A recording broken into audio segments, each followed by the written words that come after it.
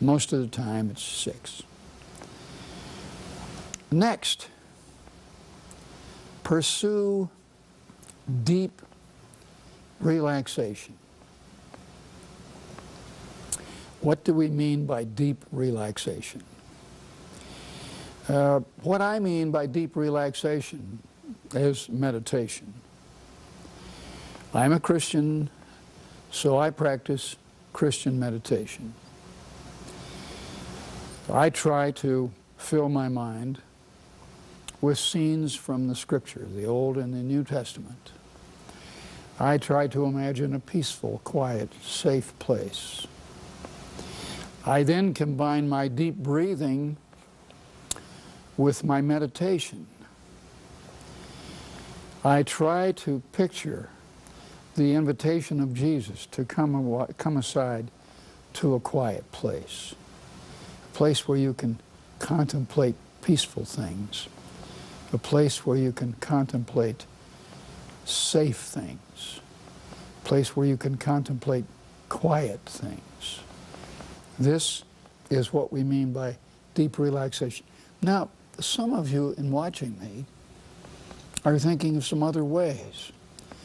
There is yoga, a wonderful relaxation tool.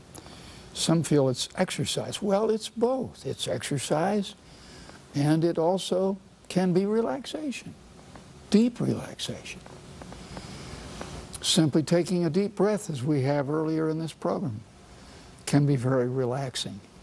In other words, deep relaxation is part of what we call a program to take care, and don't forget, to take care of tension and stress. Manage your diet. Now, this is not a cooking show. Our channel has cooking shows. And basically, I used to do cooking shows. And I enjoyed cooking. I still do. I'm a good cook. And I enjoy good food, and I enjoy well-prepared food. But when we talk about our diet, we are talking about some very simple things. Cutting down on complex carbohydrates, white flour, white bread, cutting down on processed sugar, desserts, ice cream, upping the use of fresh fruits, fresh vegetables, nuts, and proteins. I'm a vegetarian. For me, the vegetarian diet works the best. My wife and I both enjoy cooking vegetarian food. We're both very good cooks of vegetarian food, and we enjoy eating vegetarian food very much. In today's world, in the commercial world, in restaurants, it's amazing how many fine restaurants have a very fine menu. In fact, I'm judging restaurants as I go to them now by the presence on the menu of something beside boiled vegetables posing as a vegetable plate. I am finding many chefs doing very creative things with vegetarian food. Watch your water intake. Hydration, very, very crucial. 6 to 8 glasses a day. Very crucial to get that kind of combination. So there we have it, folks. To manage stress, a regular daily regimen. That regular daily regimen includes practicing deep breathing and blow out the tension. We did that today in this program. Exercise, which we didn't do in the program. It's a little hard to do that here, but I would start with walking. If I were you, I'd get a good pair of shoes if you don't have a good pair of shoes, and walk for 15 minutes. Don't even go uphill, just walk for 15 minutes. And then next week, 30 minutes or 25 minutes or whatever, so that you build up over time and build up distance. You build up your own conditioning as you look at stress reduction. Pursue deep relaxation and manage your diet. These are the ways that we manage our stress. I'm hoping that we've given you enough tips today so that you can start your own self-stress management program.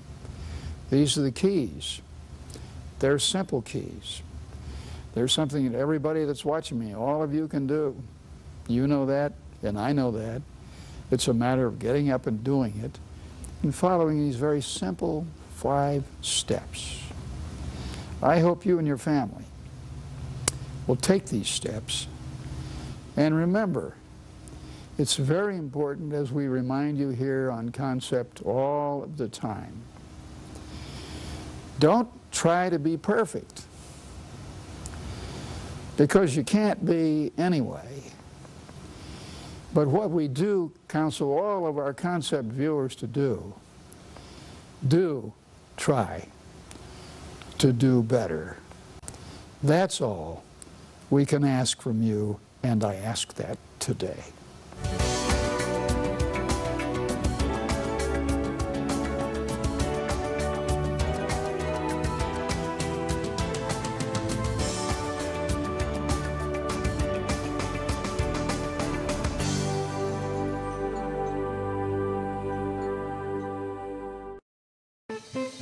The broadcast of these programs is made possible entirely through the generous financial support of viewers like you. Thank you.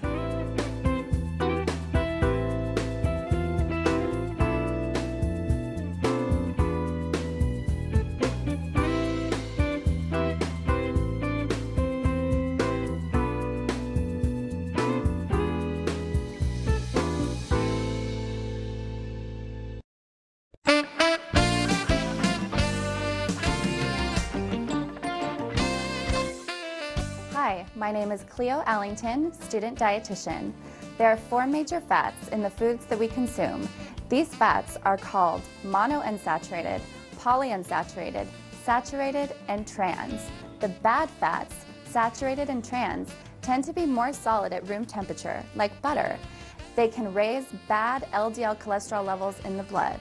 The good fats, mono and polyunsaturated, tend to be liquid at room temperature and are found in foods such as olive oil, avocados, and almonds.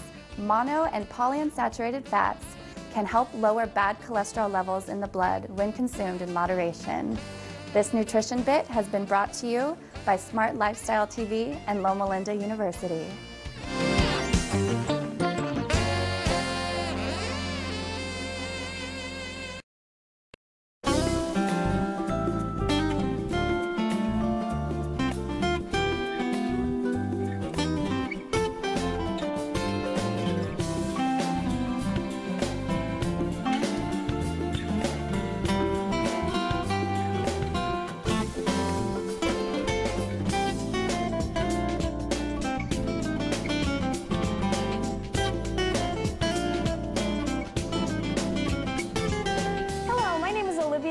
And thank you so much for joining me today for Colorful Cooking. This is the show where we try to get every single color of the rainbow on our plate, because when we have more colors, we have more nutrition and we have better health. So today I have a very exciting recipe for you going on, and we have all kinds of things on this counter and we're going to put something together. But before that, I want to tell you a little bit about our very special ingredient that's going to be showing up today, and that is turmeric. I know some of you might be thinking, turmeric, that's kind of a weird thing to have for a breakfast item, because we're doing a breakfast item. But today we're actually doing tofu scramble. So any of you who have turned vegan, or if you are trying to live a heart-healthy lifestyle, you might be trying to reduce the eggs. So now today we're going to show you something that is completely vegan and kind of getting scrambled eggs back into your diet. Now, where we're going to have a very interesting conversation is, think about breakfast. When we do breakfasts, what kind of breakfast do we have? What do you think of? A lot of people think of pancakes, they think of waffles, they think of danishes. A lot of times you think of scrambled eggs, maybe home fried potatoes. You might even think of donuts. However, when you are now trying to live a vegan lifestyle or do some heart-healthy things, what are some of the proteins that you can get during breakfast? Because you're not eating meat, and some of you maybe not trying to eat eggs, this is a great recipe for you. Now, I'm talking today about breakfast. However, this can be eaten all the time. To be honest with you, my husband eats it for dinner because he likes it so much. But let's go to our slides because I want to tell you some of the wonderful things about this ingredient, turmeric. Turmeric is actually a member of the ginger family. If you ever see turmeric in your spice section in your grocery store, you probably see it as a powder and don't see it as an actual plant. So it is part of the ginger family. So if we go back to the slide, you see this is the actual plant that is being seen there. It is native to the tropic South Asia. And then also, it is gathered annually for its rhizomes. And what a rhizome is it's actually a stem that you find underground. So when you think about ginger, it kind of looks like a root. That's kind of what our turmeric looks like. So if you look at the slide here, you see it actually looks kind of like ginger, but the inside of it is this beautiful, deep orange. And that is the wonderful thing that actually gives turmeric its wonderful color. And in some locations around the globe, you actually see it as a dye. It can be used as a dye. So with this, also with turmeric, you can actually see a lot of health benefits that can actually happen with turmeric. So a lot of the possible health benefits, because science is getting really into this whole turmeric craze and seeing some of the wonderful things it's doing, possible health benefits are Alzheimer's disease, some really great things about cancer we're finding out, arthritis, and it has been shown to be an antifungal and an antibacterial, which can be also great things for your health. So it does some really wonderful things for us, not only tastes good. So then let's go to our recipe so you can see some of the things that we're going to be using today. So for the scramble, we're going to be using purple onion, red bell pepper, orange bell pepper, yellow bell pepper, green bell pepper. So we're taking the whole spectrum of our bell peppers today. We're going to be using fresh garlic and ground garlic. We're going to be using some powdered onion, salt, and this is our wonderful turmeric that we have here, and you see that gorgeous yellow color or orange color that actually turns yellow in the pot. So let's get going here really quickly, and this is a very, very easy recipe that you can actually tweak for your own taste buds. So let's get our onion going here and our stove on. Okay, and we're going to put some olive oil in here just to get some things going and get that all nice and coated in your pan. And we're going to try to heat that up before we get the onion in there. Okay, so let's see if we can just dice this onion really quickly.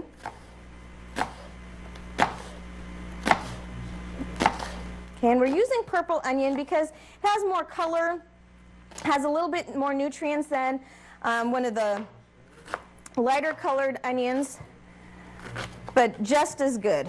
One of my dietitian friends uses only purple onions because he says it is much better for you. Okay, so we try to get the same size onion pieces in there, and we're going to toss that in to our pan here,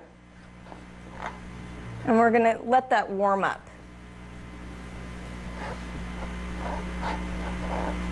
Okay, I know you're thinking tofu. I don't like tofu. I've heard horrible things about it. I've had a bad experience with it. However, tofu can actually be really, really great. However, you have to season it well. If it's not seasoned properly, a lot of people then get discouraged on, this is supposed to be healthy for me, and then I'm on punishment because I have to eat it. But it's not, it actually can be really good if it's cooked right. So we want to use some fresh garlic in here. Okay. Well, actually, you know what? 2 would be fine with how much we need today. And you can hear our sizzling onions now. And they're going to start popping now. I don't know if you can hear it, but oh, it smells good already. Now, if you want a really good trick when you have guests come over and they think you're doing big things in the kitchen, just put some oil in the pan and start frying up some onions because it's delicious. You'll have people coming into the kitchen just to see what you're doing. Okay, so we're going to do just a rough chop here of the garlic. And you want to get the garlic pretty fine because you don't want someone getting a big mouthful of garlic in here. And again, if you're a garlic lover, put more. I love garlic, so usually I'll put just a few more garlic pieces, but we're going to cook for company today because you're visiting me. Here we go. We're going to get this going.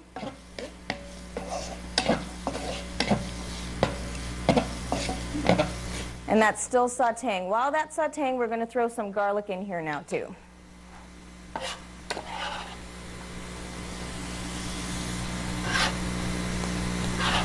I know, you should smell this already. And we haven't even done anything yet.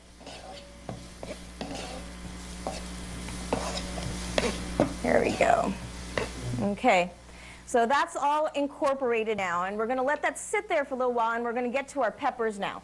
So again, we're doing the colors of the rainbow, and if you love bell peppers, absolutely put tons of bell peppers in it, as much as you want.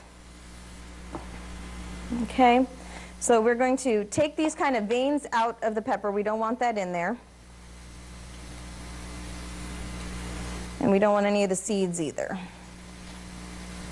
And what I'm going to do is dice it. But if you want to get fancy and do long strips of it, you can do that too. But I'm going to just dice it into small little pieces. And again, we're going to get some really great cubes in there. This is really smoking up. So what we're going to do is we're going to reduce the heat a little bit. But it smells delicious, that's for sure. Okay. So let's get some diced peppers in here.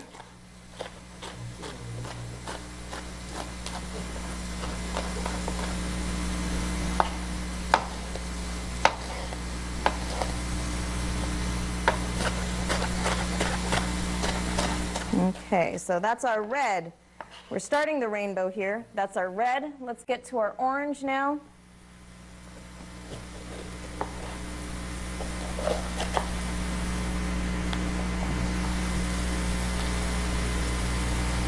Now, a lot of people, they say, well, what can I do for breakfast that is healthy and delicious and is not always dessert? Because a lot of our breakfasts are desserts, aren't they? They're pancakes and waffles, and some they're coated with sugar or doused in syrup. And this is a nice savory breakfast item that you can have. Okay, so we get our orange in here. Oh, this is really, really smelling delicious. Okay, so we have, if you can see, we can have our beautiful colors looking great together. And we have our yellow. Now, today I'm using peppers as our colors. But again, this is something that you can use some really wonderful things with other vegetables with. You can put carrots in here, you can put tomatoes in here. To be honest with you, if you want to actually add some va-va-voom to this, some spice and heat it up, and you like things hot and spicy, you can actually put some cilantro in here, tomato, and some jalapeno peppers as some of your other colors. So there's so many ways that you can spice this dish up that can be wonderful. So a lot of people, this is kind of a staple in their household if they're living a vegan diet. But for those of you who are new to the scene, I hope you enjoy this recipe because it's a fun, easy way to get your protein in the morning or any time of day. Okay, so we have our red, orange, yellow, and now we're going to do our green. And while this is going on, while you're chopping all of these, make sure your onions are sauteing. So if you can look at our onions, you can see that they're getting a little bit transparent, and that's really what you want to see. So we're just sweating them out a bit. Now, if you like the taste of onion, you definitely want to not saute this as much. However, if you like really cooked onions, which I do, you want to let this sit here for a little while longer. Okay, so these colors are going to start popping really well with the green here.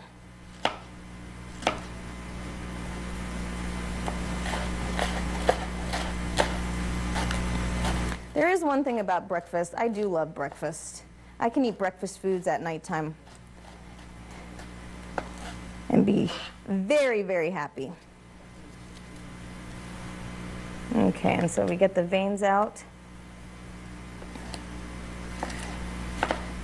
And as you can see, I am cutting these peppers skin side down. It is a lot easier to do it that way so your knife is not slipping all over the board.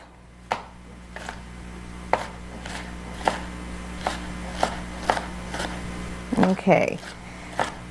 It's a little chop intensive, but it is so worth it. Okay, so here we go.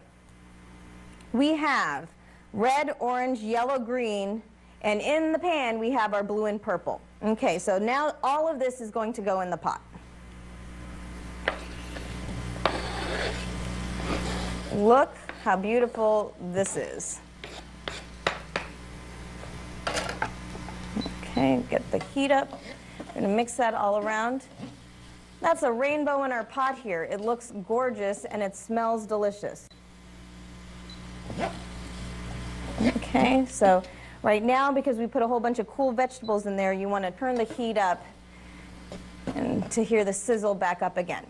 Okay, so once that's in there, what I do want to do is put some seasoning in here.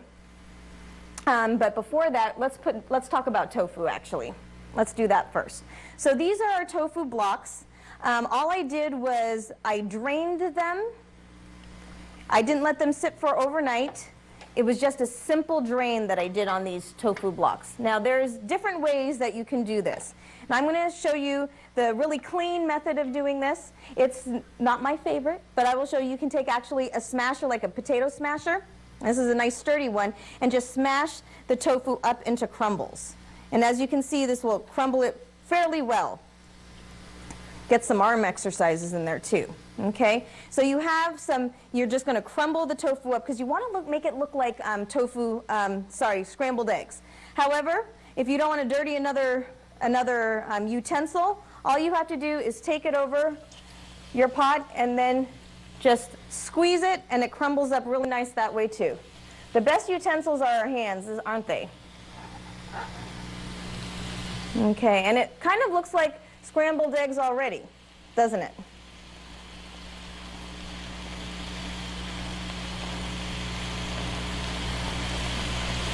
Look at that. Smells delicious in here.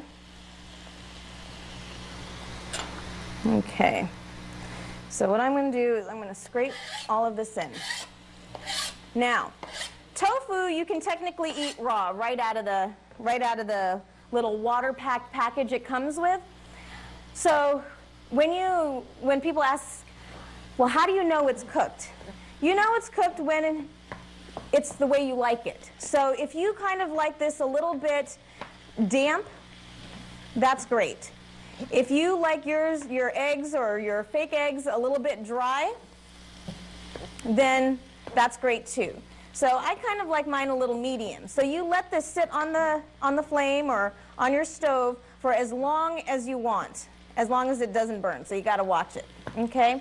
So now, as most of you know, tofu has a very mild flavor. And it is something that you definitely want to put some seasoning in. And you have to season it heavily because you want to, it doesn't have any flavor of its own. So you want to put all the flavors in that you like. So right now we have the onion and the peppers and the garlic. Now we're going to put in some of our dry ingredients. So this is dehydrated onion powder. So we're going to put that in there. Okay? And I like mine seasoned up well, so we're going to put quite a bit of this. This is also garlic, dried garlic powder. Now, some of you might see in your grocery store, you might see garlic salt. This is plain garlic powder, and I usually tell people don't really buy garlic salt. Garlic salt is garlic powder and salt together. However, I like controlling how much salt is in my food. So if I'm going to put any salt in my food, it's going to be plain old salt so I can monitor how much sodium I'm actually putting in my recipes. Okay, that is looking great. Okay, so at this point we're going to let that sit there a little bit. And we are going to go to our recipe so you can see what our recipe is. So get out your pens and paper. We are going to have the recipe so you can write all of these wonderful ingredients down. Okay? So we have a purple onion in here. We have a red bell pepper, an orange bell pepper, a green bell pepper, and fresh garlic, dry onion powder, dry garlic powder. Then we put tofu. Today I used 2 blocks, but you can do as much as you want. And turmeric. Now here is my favorite part of this whole recipe is the turmeric piece, because you can actually see it turn into quote-unquote scrambled eggs. Now, a lot of times what you probably should do is put the turmeric in while you have the oil going, but I purposely left it to the side to show you how gorgeous this color starts being. Now, turmeric has a, you'll see it often in mixtures like curry. You find curry powders, ready-made curry powders in your grocery store. What makes it yellow is the turmeric. So this is straight turmeric, unless you want curried tofu. Okay, so here, we're just going to put a little bit on here and see, and you'll see the wonderful color it turns. Okay. Are you seeing it change to yellow? It changes right away. Okay? Actually, I'm going to put more in there so you can see a more dramatic change.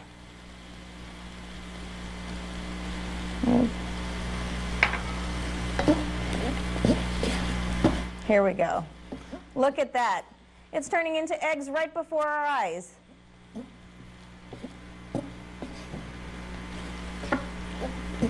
I know. It's impressive. It looks like scrambled eggs. Okay.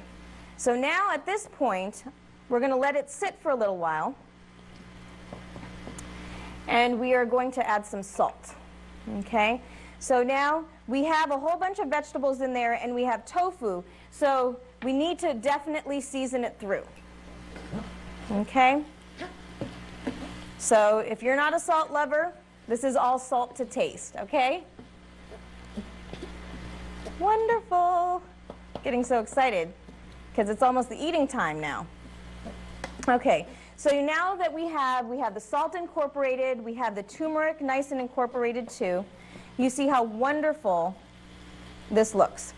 So we are going to go to our recipe again, and you can see all of our ingredients on our recipe. We have our purple onion, we have a red bell pepper, we have all of those wonderful ingredients, but let's talk about what are some of the sides that you can put with this. Now, what do you usually eat with scrambled eggs? I like toast. So you can do this with toast, and you can also do it with a tortilla. You can do this on top of brown rice. There's all kinds of things that you can do. So one of the things, though, to get more color on the plate, because this is colorful cooking, and we definitely want to really get our colors all in there, some gorgeous colors. And when I was at the grocery store, I saw some wonderful fruit. So fruit in the morning is also wonderful. So we're going to do a little flip to our cutting board, get to the clean side, and we're going to do a little bit of a fruit salad. Look at these gorgeous strawberries. So we're going to cut some strawberries up while this is all cooking in there. And get more color on our plate. Okay, and of course you can do these whole. We're going the extra mile here on colorful cooking.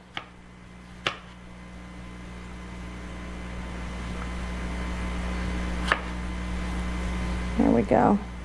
Can you believe we can do a full breakfast this fast? I know, it's impressive. Okay, so with our plate, what I'm going to do is I am going to actually put some strawberries on our plate so you can see what this looks like. Okay, some strawberries on the side.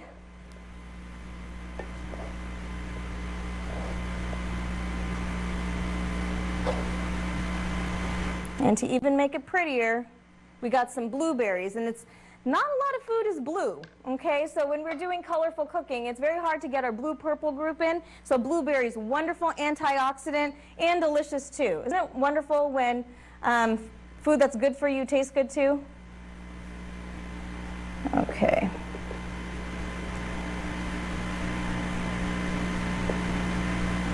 Oh, it's looking gorgeous.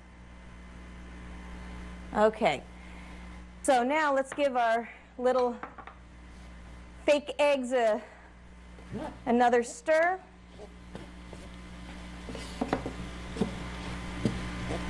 And it smells awesome.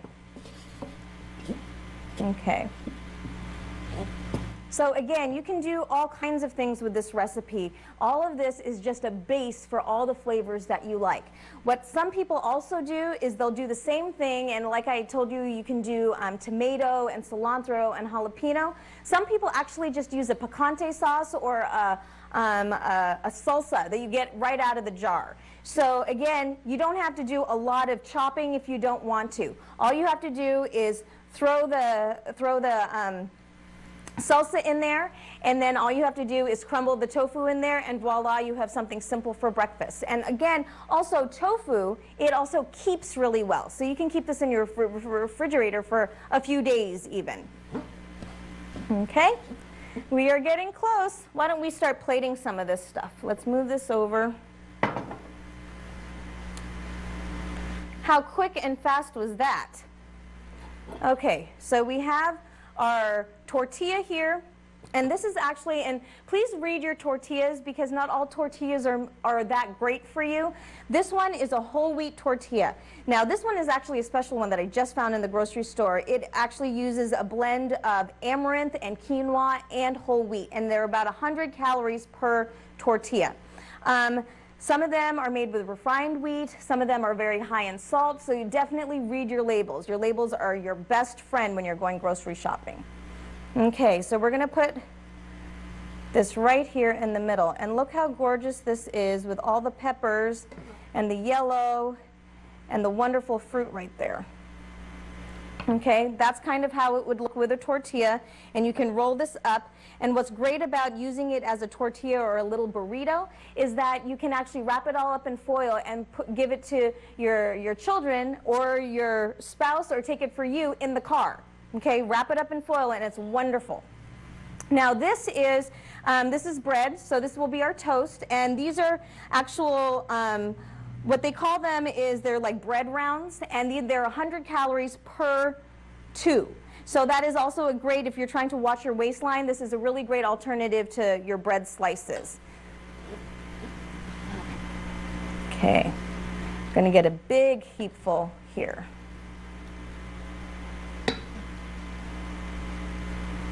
Look at how gorgeous this looks. I mean, both plates, delicious, nutritious, and beautiful, if I might say so myself.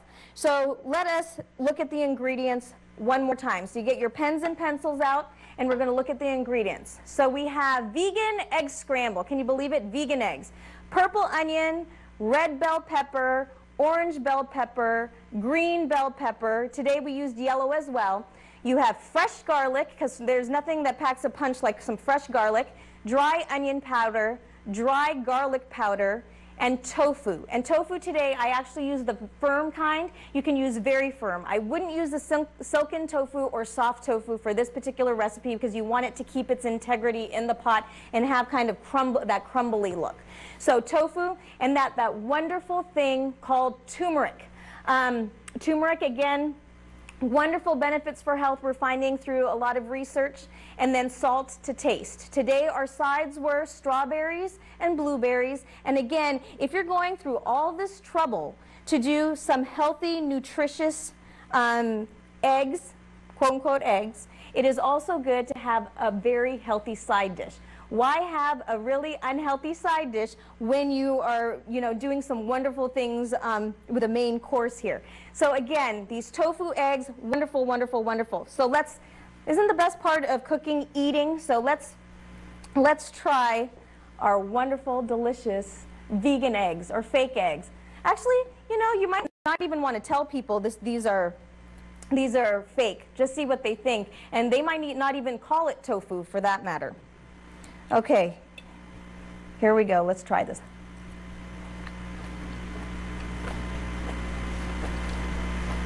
You really taste the peppers in here, the sweetness of the onion, and you get that little piece of garlic flavor in there as well.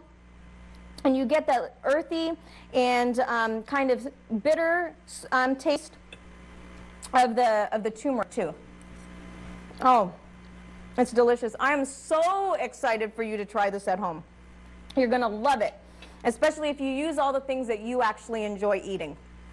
So again, red, orange, yellow, green, blue, and purple. The more colors on your plate, the more nutrition on your plate, and the healthier body that you will enjoy every single day. One of the wonderful things about cooking is that you get to eat it too. So again, thank you so much for joining us for our wonderful tofu egg scramble. I'm Dr. Olivia Moses, and this has been Colorful Cooking.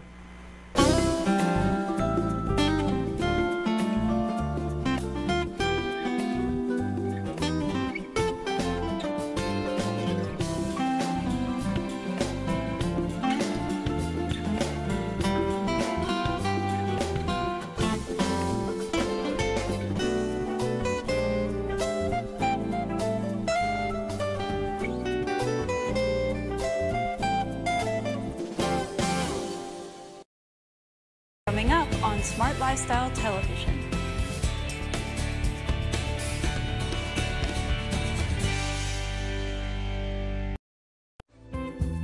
The broadcast of these programs is made possible entirely through the generous financial support of viewers like you. Thank you.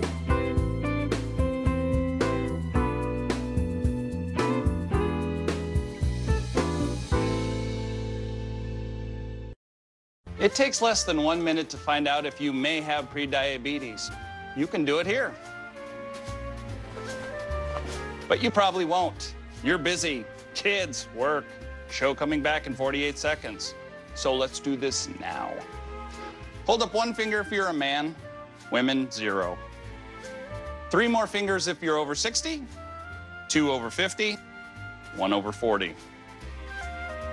If you're not sure, keep in mind you're sitting on a couch right now, so 1 more finger if you're not very active. 1 finger if yes, 0 if no. 1 yes, 0 no. Next, find the body type that looks most like you and hold up that many fingers while I look around awkwardly. And that's it. If you're holding up 5 fingers or more, you probably have prediabetes. Sorry to be so blunt, but hey, you're busy. Just go to the site. Hey, Hard, what's this? That's my resignation letter. You're resigning. Why? Because you're constantly ignoring me. You're half as active as you used to be, and you eat stuff like this. You've been putting me under a lot of pressure lately. That's why I'm ready to quit. I forgot.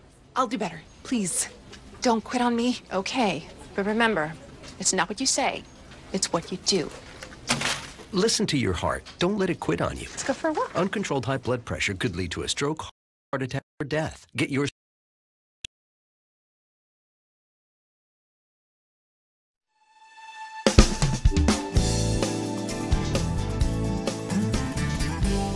I guarantee you are going to be impacted by today's show because Duck Dynasty is in the house. Al and Lisa Robertson are here to share the story of their life and how they picked up broken pieces. But before we get to that, I want to go to the question of the day. And the question of the day is about gluten. First of all, what is it? And should we avoid it? Gluten is really a wheat-based protein, and it is such a hot topic right now with really being the new fad diet. Everybody's saying you should be gluten-free. And there are certainly patients who should be gluten-free if they have celiac disease or just a gluten sensitivity, or they get irritation of the stomach and intestines when they eat gluten. But in general, I don't feel that everybody has to be gluten-free. Is there a good gluten or a bad gluten, or is gluten gluten? Well, gluten-free foods are, I believe, corn, rice, potatoes. Foods such as that are gluten-free. That would be obviously helpful for anyone that has celiac disease. You know, I think the question of bad gluten is really, to me, it comes down to processed gluten. So foods that are highly processed in general are not good for you and can be pro-inflammatory for your body. So staying away from the processed foods is always a good idea, is it not? Always a good idea. All right. There goes your diet. Well, we've got an emotional story waiting in the wings. But I want to welcome you right now to Lifestyle Magazine. This is Lifestyle Magazine with your hosts, Dr. Charmaine Long, Obi DK, Lionel LaMountain, and Mike Tucker.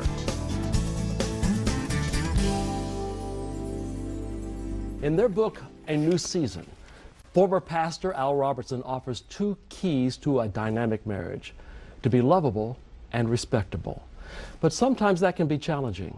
And Al and his wife Lisa are here to share some of the challenges they have faced and overcome in their marriage. Welcome, guys. Thank you. Thank you for having us. It's great to be with you. We are so honored that you would be here. In fact, my granddaughter is very envious of me now, no doubt now. She's 6 years old and she's always loved Duck Dynasty. She's called it the Duck Show. She wants to see it, and so it's incredible that even children like the show of yours. We always say that Uncle Si never grew up. And so I think that's why kids love the show so much. He's about a 6-year-old level, so that works out perfect. That's cool. That's cool. Now, again, having seen the show, you look also like everybody gets along wonderfully, but that's not always been that way, has it? You're right. I mean, we started out as a family in real trouble. Mom and Dad met very young. Mom's dad died when she was very young, and so as teenagers go, they spent a lot of time together, which produced me before they were married. Mom was only 16 when she was pregnant with me. Dad was about to go to college, so they wound up going together, of course, and getting married eventually. But you know, just it's a bad start. It's a bad lifestyle start, and they had grown further away from the faith that they kind of grew up in. So when Dad graduated college, he had a couple of degrees. He thought he was going to teach and coach.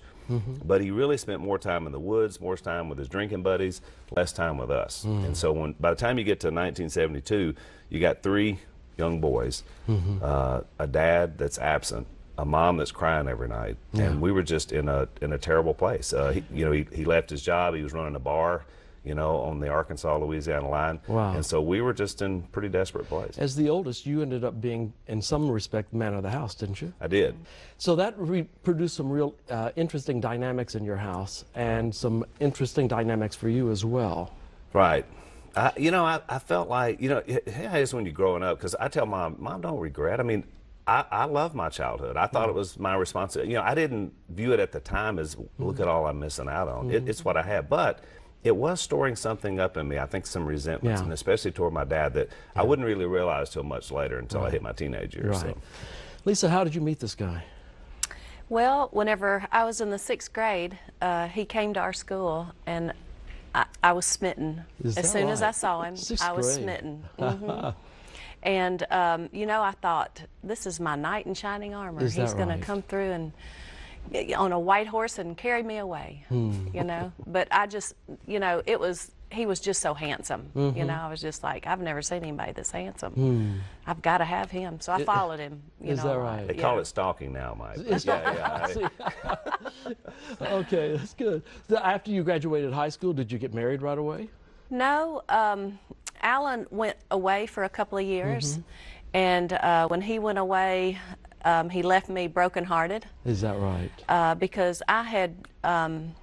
he had been my first love, and so whenever he left, I was just really heartbroken, and I went into a complete tailspin and just experienced drugs and alcohol. Did you really? And sex and just, just a terrible time in my life. Yeah. And so that was for 2 years, that happened, and lots of regrets there. Yeah.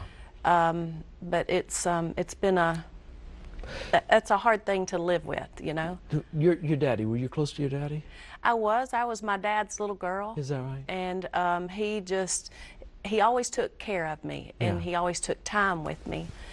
And whenever I was younger, in my childhood, I had an uncle who had alcohol and drug problems, and he did things to me that he was not supposed to do, and things that didn't feel right, but at 7 years old you don't really know what that is. Yeah.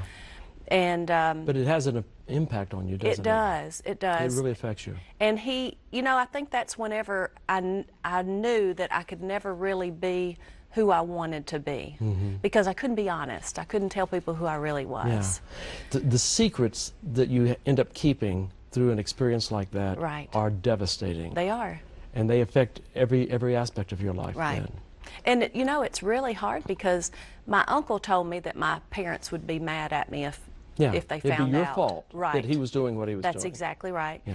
And but whenever I got to be a teenager, I thought, that's not right. Right. I mean, my dad would be mad, but it wouldn't be with me. Not with you, yeah. And then the thought hit me that he would kill my uncle if he found out about it.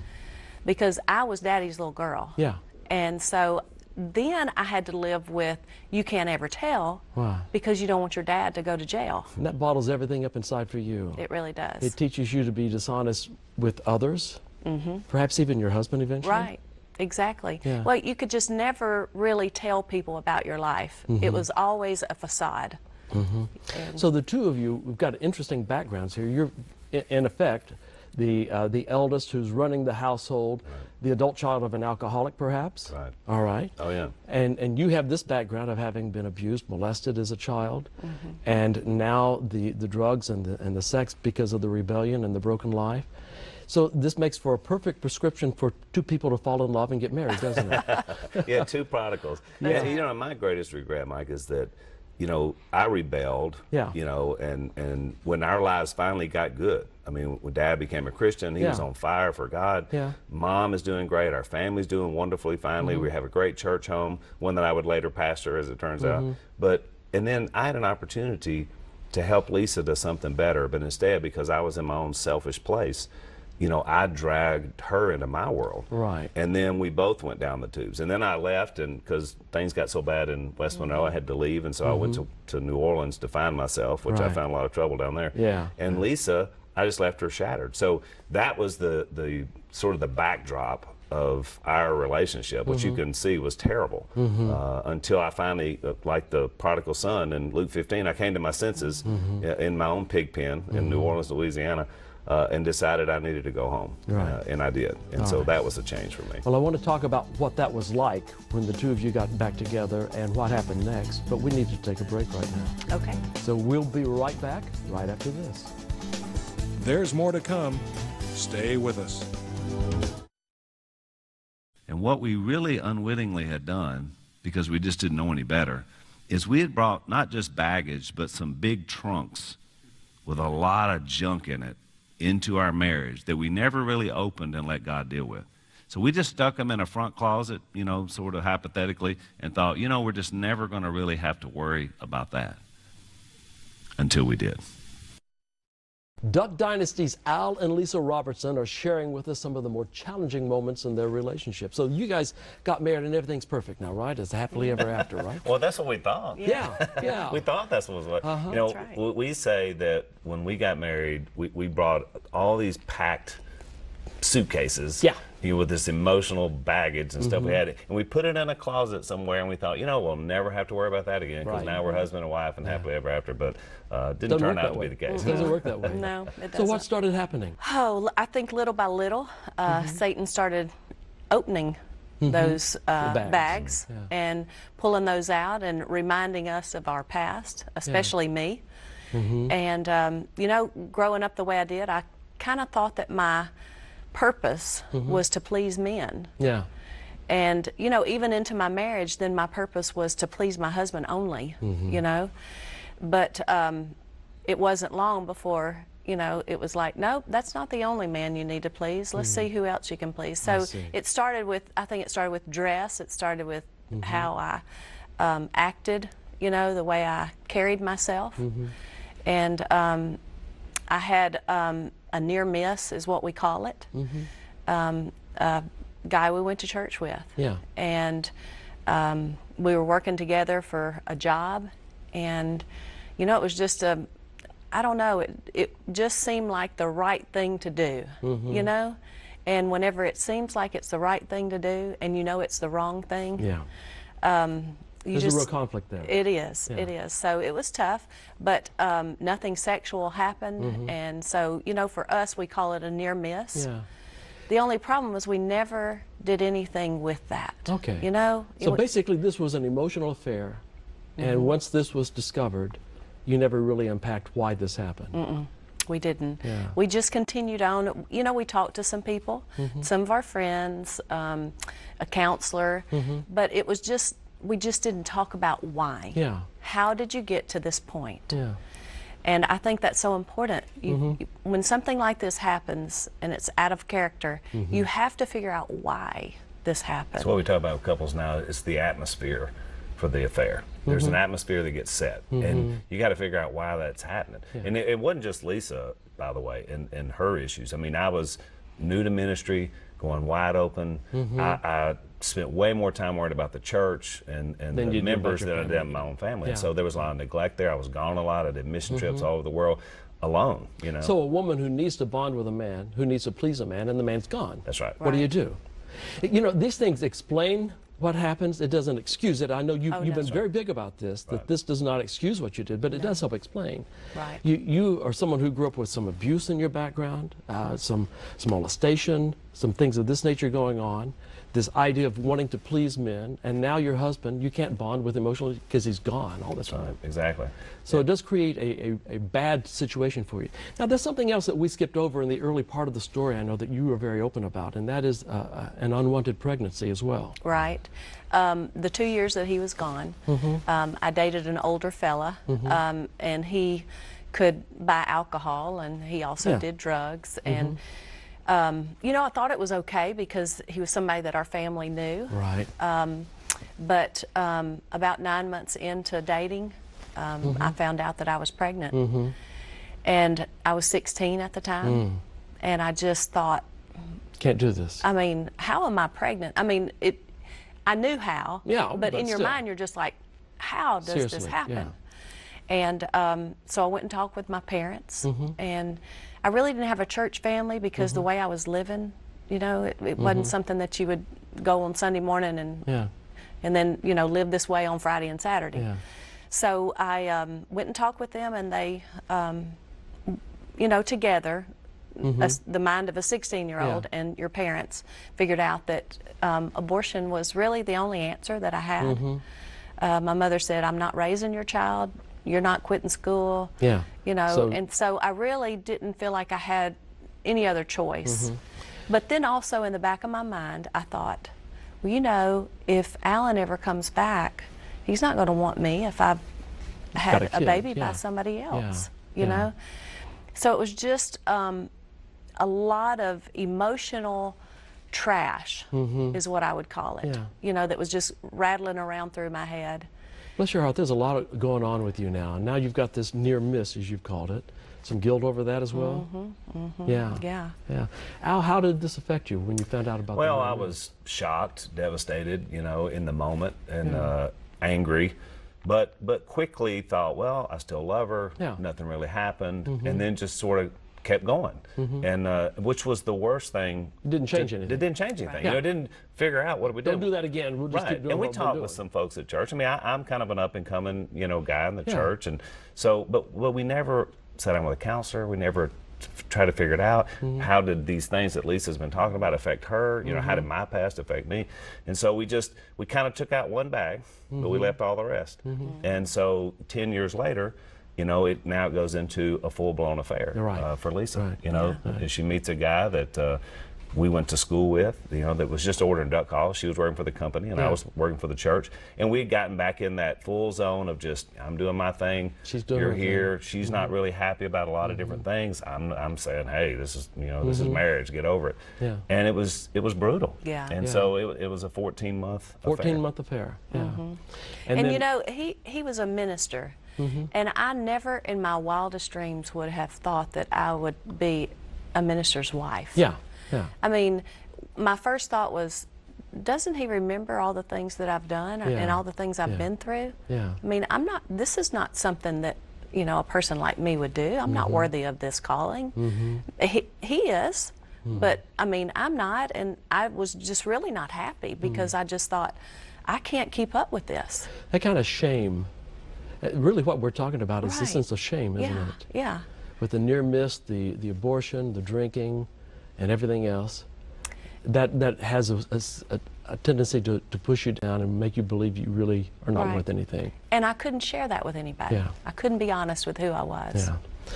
Well, I want to get to how we get past the affair, because this is a major deal, and our viewers need to hear this. But before we do that, I got to take another break. Okay. So we'll be back with more right after this. Lifestyle Magazine will be right back. Those bags came open, and I had an affair for 14 months.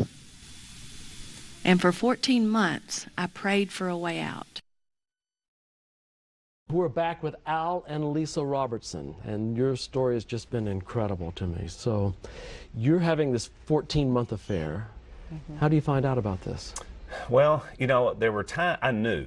I mean, a spouse, you know, in your deep inner being, something's majorly wrong. But you don't want to look into it because your greatest fear is that what if it's true? Yeah. And so it's a terrible place to be. So for that whole year, I was just an internal struggle mess, and I'm trying to lead a large church at the same time. And so it was just, there was so much tension in our family. So about halfway through, I realized it because there was some evidence came up. Lisa denied it, just went deep cover, you know. But then finally it came out. I got phone records. Then I knew, you know. And so, it still, I was like a CIA investigator. You know, Lisa and I went 4 hours one night just until she finally broke and told me the truth. Of course, you've been trained through your life experiences not to tell the truth, but to keep the lies, haven't you? Yeah. And this was another one of those you were trying to keep. Well, you know, the first time that we went through the near miss, in my head just kept playing the words, if you ever do this again, I'll divorce you. So that's what you said. That's what I told her from the near miss. Yeah. That's from the near miss. And so truth was the one thing I could never tell. Yeah, because you're going to end your marriage. That's exactly right. But you know, you have to look at it and go, so what is the truth? What have I been doing? Yeah. And you know, he kept bringing it up and bringing. I mean, like this guy here, he was better than any waterboarder. Forget waterboard. You know, I mean, we were going to get to the truth tonight. You know, so about 3 a.m. That's exactly right. Is that right? And I'm telling you, whenever I finally said, "You're right," and I said, "But you're not. I don't know that you can deal with everything. I mean, I don't know what all to tell you." He said, "I want everything. I want you to tell me everything."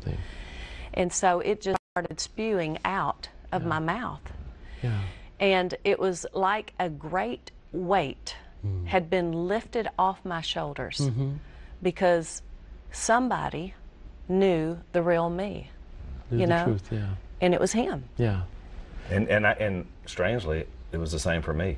I had a sense of relief that finally I knew the truth. Now I was numb about the whole thing, but at the same time, it was relief. And I wasn't angry. I had been so much angrier before trying to get to truth. Now it was just, I was at peace. I mean, and Lisa she went out back and she just fell out in the backyard, you know, and I just sat there numb and thought, well, now I know. And you don't make any snap decisions. You're just like, now I know.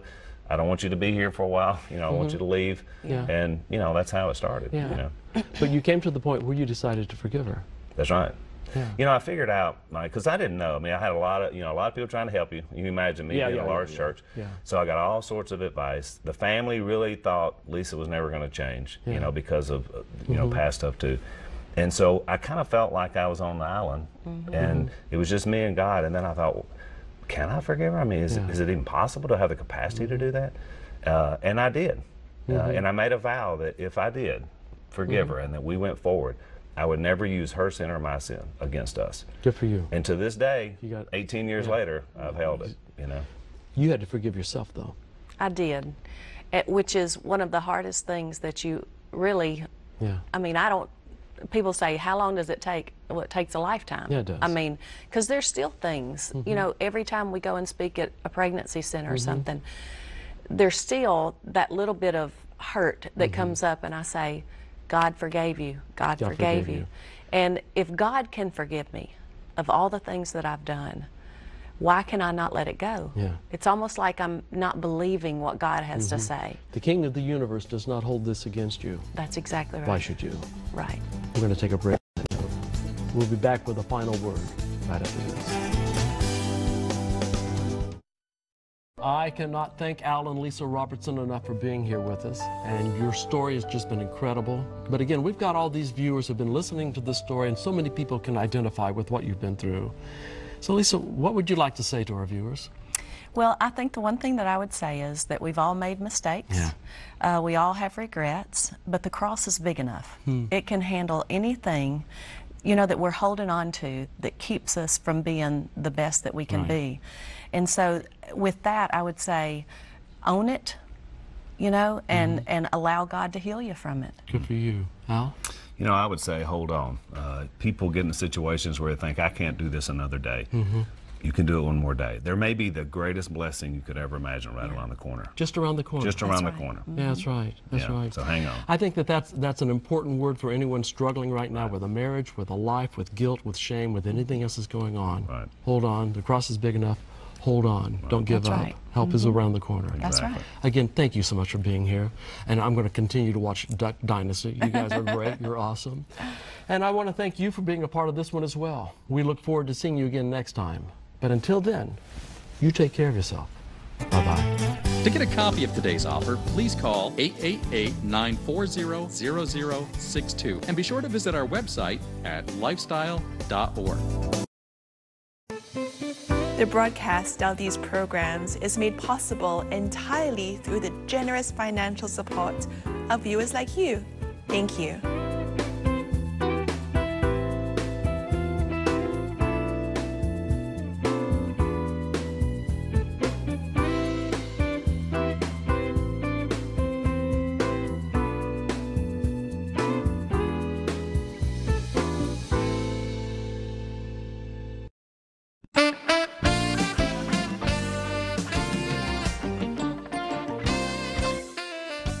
Hi, my name is Faye Kazi, student dietitian.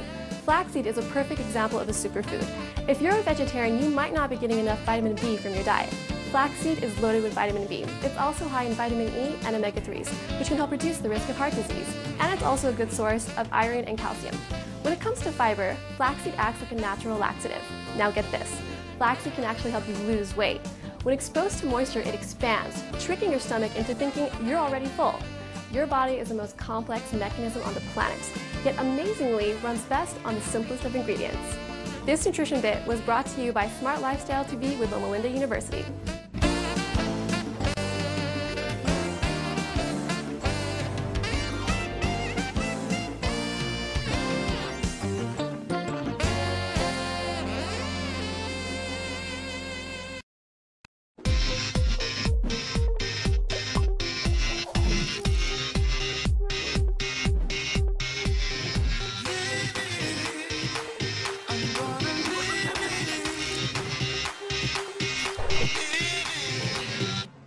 What if I told you that 1 out of every 5 pregnant women in the United States goes to bed hungry?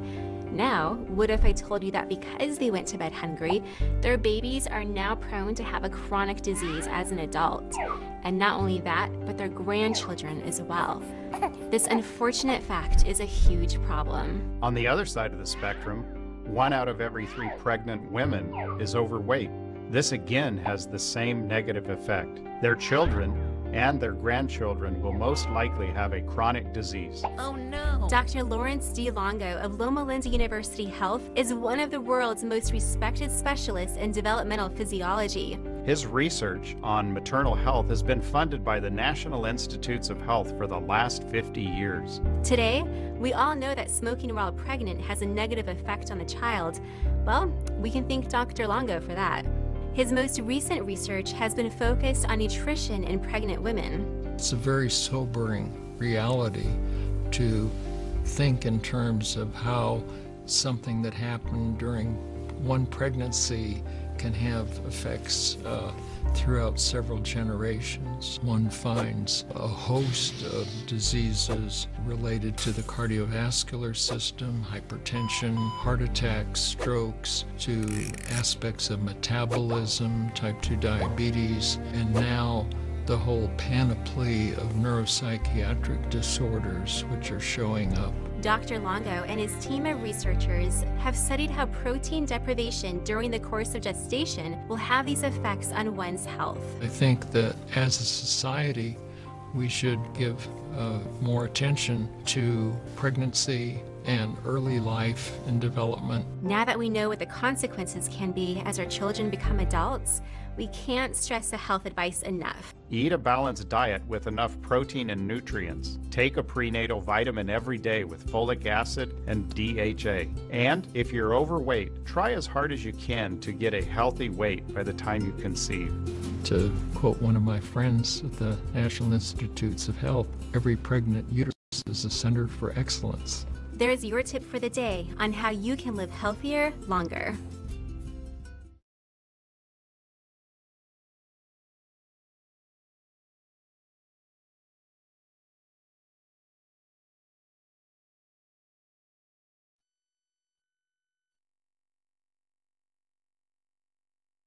I guess sometimes things just happen.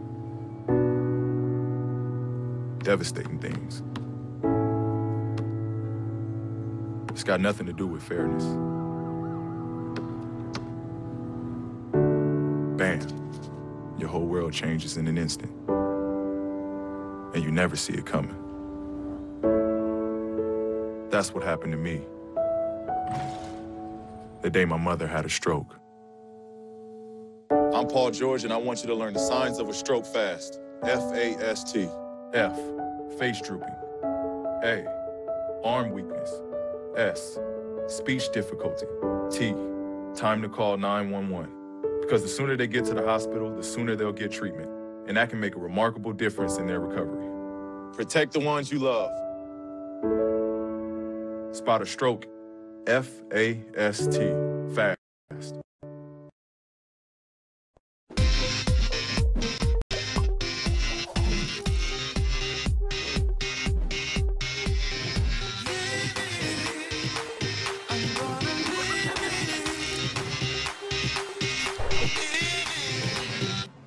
Many of us know of someone who suffered from a hip fracture, and unfortunately, most who survive a hip fracture never regain their full level of mobility. Hip fractures are most common when bones are weak, and while the risk increases over the age of 65, we should start strengthening our bones today. As we get older, our bones naturally lose some of their strength and become easier to break, even from a minor fall. Weak bones can be caused by lack of exercise, smoking, calcium deficiency, and vitamin C and vitamin D deficiency. Women are also more likely to experience fractures than men. Researchers at Loma Linda University Health studied the diets of 96,000 people to discover how to reduce the risk of hip fracture. Those who ate legumes at least 5 times a week or more, they had only about half the hip fracture risk as those who rarely ate legumes. Legumes are a class of food including beans, peas, and lentils. They're very high in protein and can even replace other sources of proteins in our diet, like meat. So what's the simple tip for today? Add half a cup of cooked beans to our diet 5 times a week.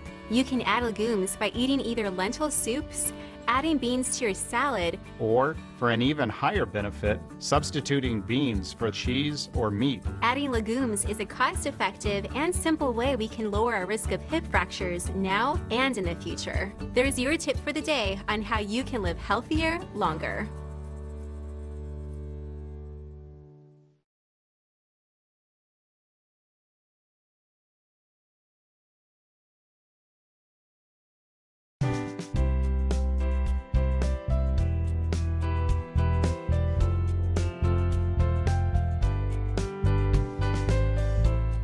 Detoxification and health. Kind of a strange topic. In fact, every time I mention or bring up this topic with patients, sometimes I get strange looks. What do you mean detoxification? I mean our body we need to consider how to detoxify our body. Can't the body just do that on its own? Well, that's what the body should be doing.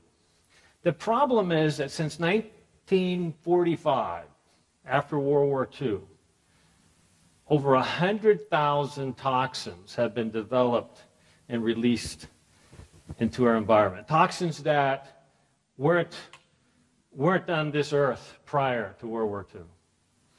We are in a new age, in a new paradigm. Health today is much harder to achieve simply because we're essentially exposed to so many things that can break the system down. So today I want to discuss with you how we should relate to this topic of toxicities. Where does it come from, and what can we do about it? A big theme of this series has been understanding how to change our epigenome, to change the expression of our genes. We are all born with thousands of really healthy genes and potentially thousands of genes that aren't really that great, that set us up, predispose us to all kinds of disease, disability, and potentially premature death. The question is now not whether we have those genes, but what do we do with those genes? And that's what our exposome is. Our exposome is everything in our world, in our environment. Everything that we eat, everything that we drink, everything that we think, everything that we do, the air we breathe, every activity that we're involved in. That's our exposome. The challenge with our exposome, as we've been outlining throughout the series, is that there's this power of food to alter genetic expression, but what many people don't realize is that the majority of toxins that we're exposed to come to us through what? Through food. And so it's critical for us to at least stop and contemplate what foods are most likely to bring with it toxins that can tear down our human system. So there's good food, there's bad food, and as we look at our exposome, as we look at what we're eating, the problem with fast food isn't just the fact that it's depleted in nutrients, which is critical. Because you see, it's the nutrients that come from food, or I should say the healthy nutrients that should be coming from food. Those are the chemicals that actually can help neutralize toxins. Those are the nutrients that actually help get in the way of toxins so they don't hook up to the genes and to receptor sites and to enzymes, causing destruction and Haman throughout our system. So the problem with fast food is not only that it doesn't give us the nutrients that we need, but it actually brings with it toxins that have been added to it to make it more convenient, and believe it or not, to make it more tasty. It's, again, the healthy foods, the foods that come to us from nature, the colorful, natural, whole plant foods. They're actually the antitoxins. Now, once in a while I get a question that says, well, wait a minute, Doc. All those vegetables and fruits, they get sprayed with toxins. What about that? I don't want to expose myself to toxins. So they're concerned about even eating whole plant-based foods. Now, I'm not saying that there isn't a problem with those type of toxins. What I am saying, though, is if you avoid eating whole foods, whole plant-based foods, you are going to have more of a toxin problem than even if you consumed whole plant foods that had been sprayed with toxins. That's a real critical thing to understand. What's even more critical to understand is where the majority of toxins come from in the food supply. And it's certainly not from sprayed fruits and vegetables. As critical as that might be, that's not the main issue. The main issue with toxicity is consuming a food that has been building up toxins during its entire lifetime. When we talk about mercury in fish, isn't it sad that a food that historically was so healthy, especially for island cultures, fishing was a key part of their diet and their health, and now essentially you can't find fish that aren't loaded with mercury.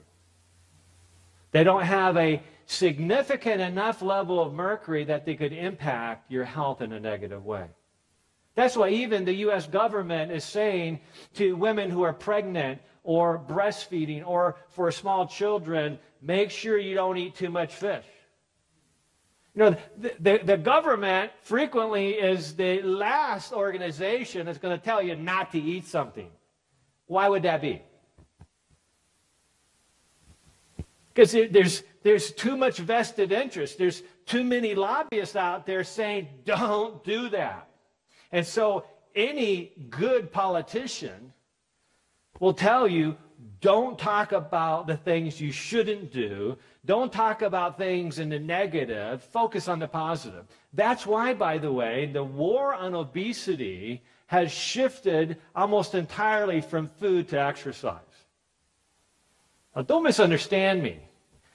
I'm not down in exercise. You know, that was my original interest, going through college in sports medicine and exercise physiology. I love exercise. Exercise is good for us for a lot of reasons. But what we eat has such a more powerful influence on our health that we need to understand what foods are best for us. So typically the government will shy away from saying don't eat these kind of foods because politically it's a dangerous territory to be in. But even these organizations are saying be really careful consuming fish, especially if you're pregnant, breastfeeding, or your children are small. Why? Because mercury is a real issue. It's a neurotoxin. We're living in an age where Alzheimer's has exploded twofold over the last decade. And we're trying to come to grip with all the factors that might be relating to Alzheimer's and dementia and all these other illnesses. And we recognize that toxicities in our environment are a key part of that. So what happens is that the little fish eat the plants or the little teeny organisms in the ocean that have been exposed to the mercury fallout from coal burning all around the world and other sources. And then slightly bigger fish eat those fish. And they consume in one single gulp or two gulps the entire amount of mercury that smaller fish